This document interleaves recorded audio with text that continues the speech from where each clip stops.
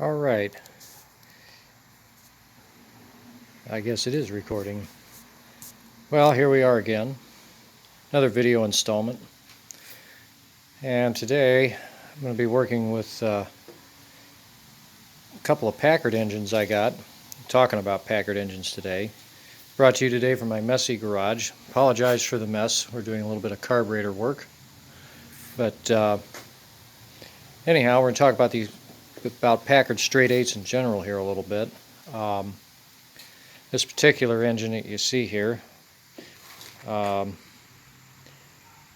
is a 1954 327. It's a 5 main bearing block with mechanical lifters. It was set up for an Ultramatic drive. That's going to come off. It's going to get this engine I got from a friend of mine and this other block.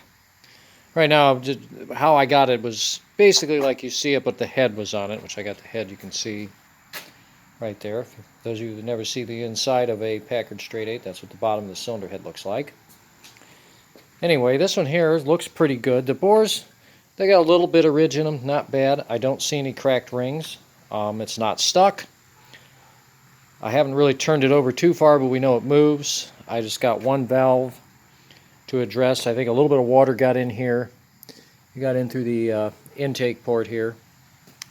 And just the condensation from that moisture being in there, it rusted up around the valve, but no water got in the cylinder, which is good. I can clean up the valve seat, replace the valve. I have plenty of valves to replace it with.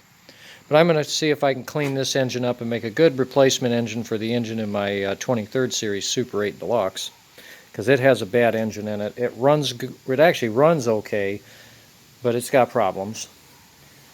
But anyway, take a walk around this engine.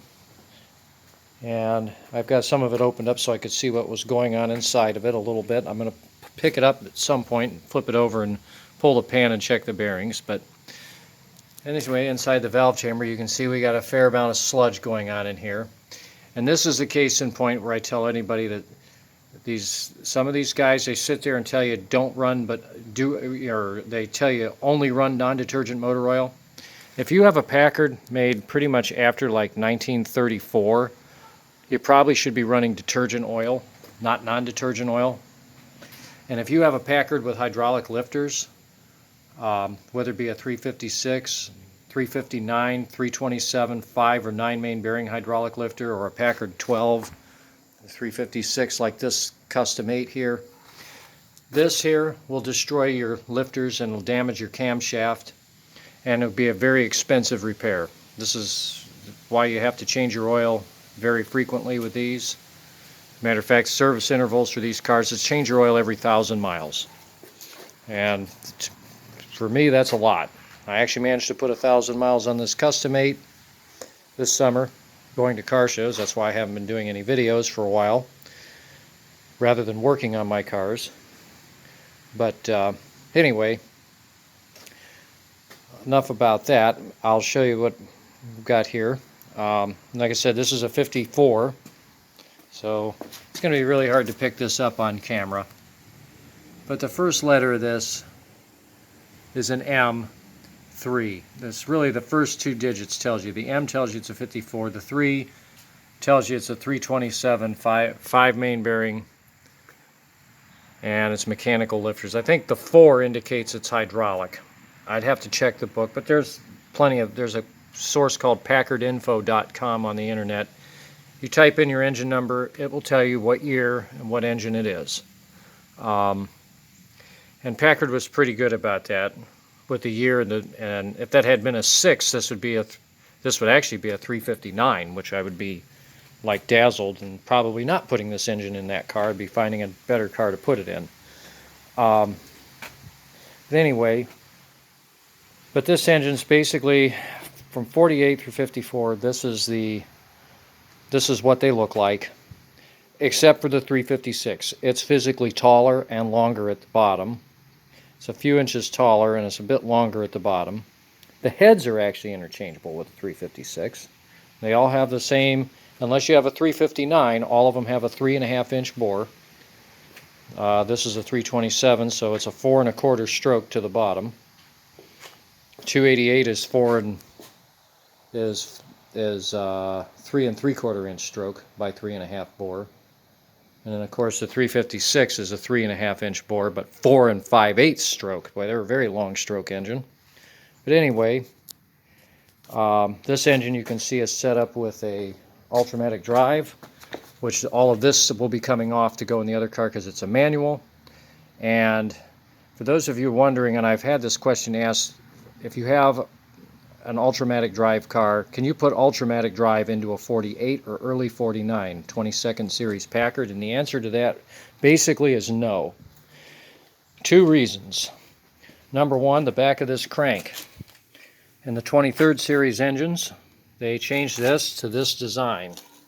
Now this engine, you can see, actually it's going to be hard to see, it has a pilot bearing in it. This engine was a manual shift engine, and I'm going to be retrieving this bearing to find the number on it, because nobody lists this bearing. And I've actually had to make these bearings before.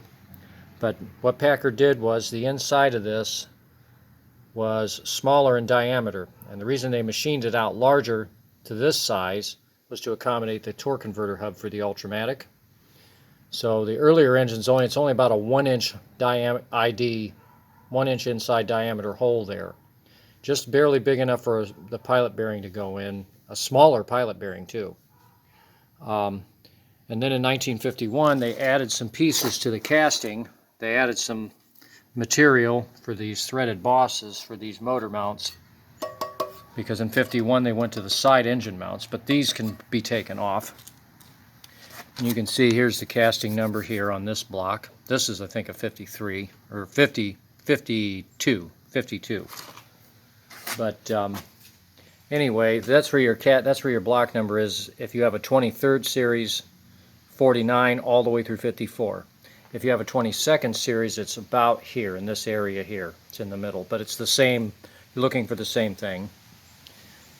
This is of course a 54, so the water pump is different. All of this comes off. This has the 51-4 style, 54 style balancer with a double pulley. The extra pulley, of course, is for the power steering. This car must have had power steering that it came out of. But if you take all of this off and remove the timing cover and the support plate, which is back here, you can see this separate piece of metal. This is bolted on behind the timing gears. You can take all of this off and switch it out, put the support plate for 48 to 50 engine on, and you can then remove these side motor mounts, and this will work in a 48 to 50 car. You can actually have transplanted these engines into Packard 120s all the way back to 1935. So this is a good, if you're looking for rebuildable cores that are really usable in various cars, 51 to 54, 288 and 327 5 main bearing blocks are actually a good core for that, because they can be transplanted into just about everything. Any Packard 120 based car from 35 all the way through 54. Of course, this one here, you can see this one looks like it's set outside with no pistons in it for a long time. I'm going to clean this block out, clean this up, and see if there's any cracks in it. And if I can't find any cracks in it, I'm going to probably sell this one on to somebody needing a good solid block that has no cracks. That's going to maybe do an overhaul. And I'm not going to put a big bazillion-dollar price tag on it by any means, because I just don't need it, and I have probably 8 or 10 more Packard motors laying around in another garage. But thought I'd give this video update today, just kind of showing you around.